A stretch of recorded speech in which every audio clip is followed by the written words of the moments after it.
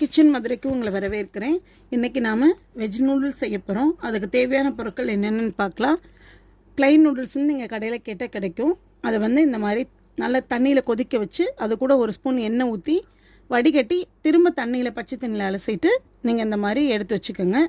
Carrot, beans, பச்சை பட்டாணி, பூண்டு, நான் ஒரு 5 பச்சை மிளகாய் எடுத்து வச்சுருக்கேன்.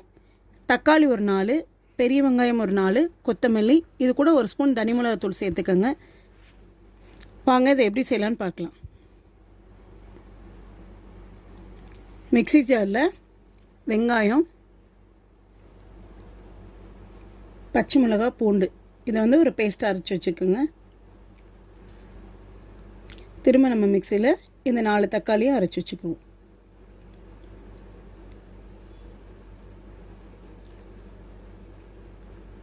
பாத்திரத்தில் எண்ணெய் ஊற்றிட்டு நம்ம அரைச்சி வச்ச வெங்காயம், பச்சை மிளகா, பூண்டு பேஸ்ட்டை போட்டுக்கோங்க.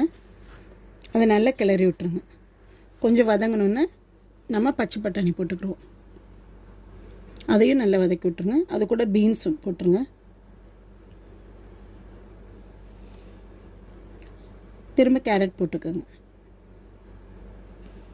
தக்காளி விழுதையும் போட்டுக்கோங்க.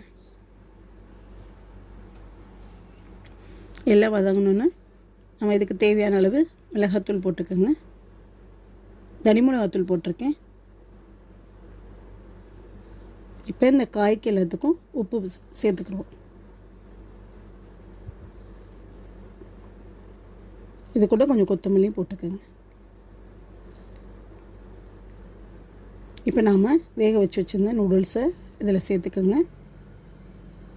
இதில் நான் டொமேட்டோ சாஸ், சோயா சாஸ் எதுவும் நான் சேர்க்கல. தேவைன்னா நீங்கள் சேர்த்துக்கோங்க. இப்போ நம்மளுக்கு நூடுல்ஸ் ரெடி ஆயிடுச்சு. நீங்கள் ட்ரை பண்ணி பார்த்துட்டு எப்படி இருக்குன்னு எனக்கு ஃபீட்பேக் சொல்லுங்கள். சிஆர் கிச்சன் மதுரைக்கு லைக் பண்ணுங்கள், ஷேர் பண்ணுங்கள், சப்ஸ்கிரைப் பண்ணாதவங்க சப்ஸ்கிரைப் பண்ணுங்கள். தேங்க்ஸ் ஃபார் வாட்சிங்.